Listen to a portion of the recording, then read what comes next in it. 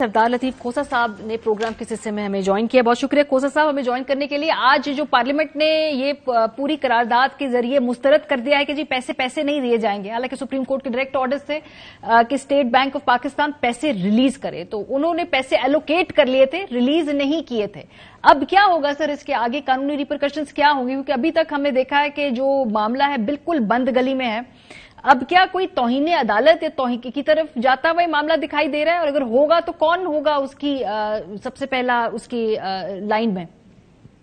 लेकिन लाजमी बात है, क्योंकि अगर आपका जो है आर्टिकल 190 बड़ा वाज़ेह है कि all authorities in Pakistan have to work in aid of the supreme court, यानी ये उससे भी ज्यादा मजबूत अल्फाज हैं कि कंप्लाई करेंगे, बल्कि कंप्लाई नहीं, उसकी हर किस्म की मुआवनत करने की आईनी जिम्मेवारी उन पर नाफिज कर दी गई है आइन के अंदर। और आइन के अंदर मैं समझता हूं कि सुप्रीम कोर्ट ने बहुत रेस्ट्रेंट से काम लिया कि वो बजाय इसके कि चीफ एग्जीक्यूटिव को बुलाते, उन्होंने सीधा स्टेट बैंक को बुला लिया और उन्होंने कहा कि 1 खरब 47 अरब हमारे पास मौजूद है फेडरल कंसोलिडेटेड फंड में, और वैसे भी मारिया कि 20,000 अरब का बजट, 20,000 के अरब के बजट में 20 अरब या 21 अरब न देना, ये सिवाय इसके कि यानी हमारी जो पीडीएम की हुकूमत है वो इलेक्शन नहीं करवाना चाहती किसी कीमत पर, क्योंकि इस वक्त उनका पॉलिटिकल कैपिटल इतना गिर गया है कि वो ये फरार के बहाने ढूंढ रहे हैं, इसके अलावा और कुछ नहीं। सुप्रीम कोर्ट ने डायरेक्ट, आपके सवाल का जवाब दे दूं, सुप्रीम कोर्ट ने जब स्टेट बैंक को कहा कि आप मंडे तक आप 21 अरब जमा करवाएं और आके रिपोर्ट करें, तो कल बड़ा सिंपल सा जवाब है इसका कि स्टेट बैंक का जो भी आएगा वो तैयारी करके आए जेल में जाने की। आर्टिकल 204 में सीधा जो है कंटेम्प्ट ऑफ कोर्ट का उसने इर्तिकाब किया है। वो ये इसकी आड़ नहीं ले सकता कि मुझे चीफ एग्जीक्यूटिव ने या लॉ या वजारत खजाना ने मुझे मना कर दिया है कि मैं पैसे न रिलीज करूं, क्योंकि सुप्रीम कोर्ट के ऑर्डर का सभी पाबंद है।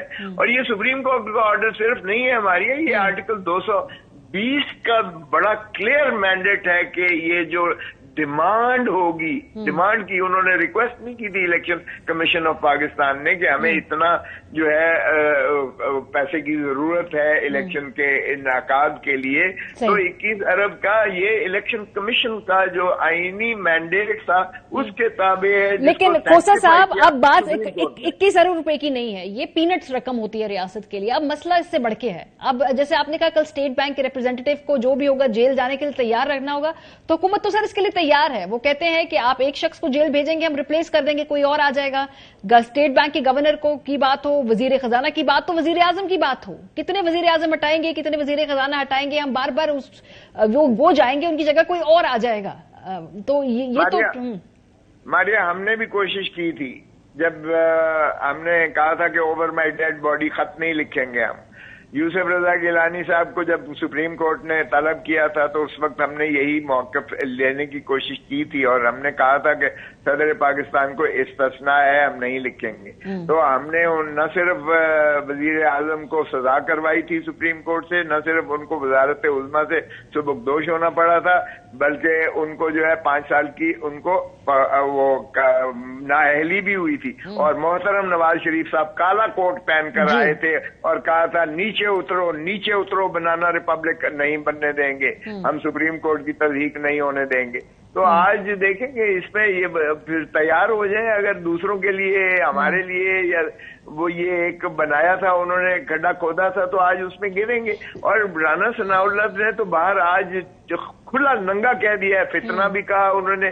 देखें फॉर्मर प्राइम में मेरा भी कोई I have no love lost, Imran Khan की पार्टी से मेरा कोई ऐसा लगाव या ताल्लुक नहीं है, लेकिन एक फॉर्मर प्राइम मिनिस्टर को फितना कहना और फिर उनके हमें सारों को जो सर आप पे तो वो इल्जाम लगा रहे हैं ना आपके आपने तो टिकट मांगा है अपने किसी घर के किसी मेंबर के लिए, वो ये पीटीआई से। इससे बड़ा मारिया झूठ और लग़्व बात नहीं हो सकती है। मैंने 10 करोड़ का उसको जो है हर जाने का नोटिस दे दिया है। ना मेरा बेटा कोई इलेक्शन लड़ रहा है, और मारिया आपको पता है कागजात नामजदगी दाखिल हो चुके हैं, वो तारीखें गुजर चुकी हैं, सब कुछ खत्म हो चुका है। तो खुदारा इस किस्म की खबरें ना लगाया करें जिसकी कोई सर पैर ही ना हो जिसका।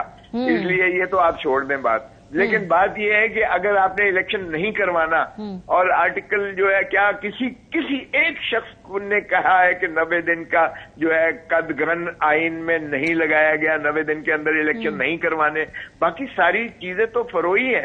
सारी चीजें जो है ये तो बहाने हैं, हीले हैं। आप किस तरह अब मारिया देखो क्या हो रहा है कि दो सूबों में there is no government in the 2 provinces. 90 दिन गुजरने लगे या गुजर चुके हैं।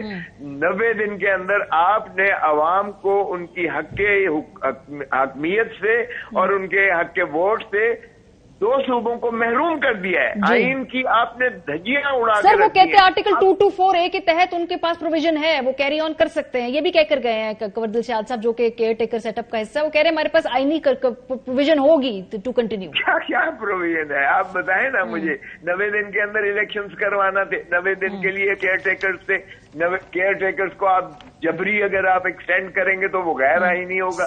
लेकिन हकीकत ये है कि 90 दिन के बाद इन 2 सूबों में कोई हुकूमत नहीं है, और आपने अवाम को हक के हुक्मरानी से रोक दिया है, आपने उनके हक के राय दही को बंद कर दिया है। आपने 2 सूबों को यानी 2/3 सर बज़ाहिर ये भी लग रही। बहुत शुक्रिया खोसा साहब हमारे साथ मौजूद थे।